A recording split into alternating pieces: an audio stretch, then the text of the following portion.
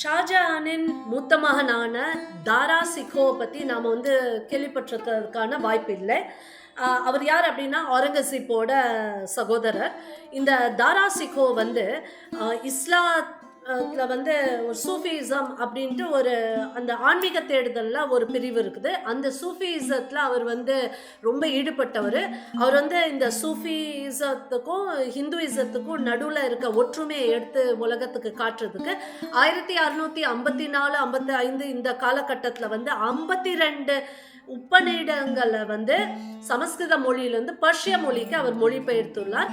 இந்த மஜ்மா உல் பஹ்ரைன் அப்படிங்கிற ஒரு புத்தகத்தையும் எழுதி, அதாவது 2 நதிகளின் சங்கமம் அப்படின்ட்டு எழுதி, அதில் இந்த சூஃபி சித்தாந்தத்துக்கும் வேதாந்த சித்தாந்தத்துக்கும் உள்ள ஒற்றுமையை வெளியே எடுத்துட்டு காட்டியிருக்கிறார்.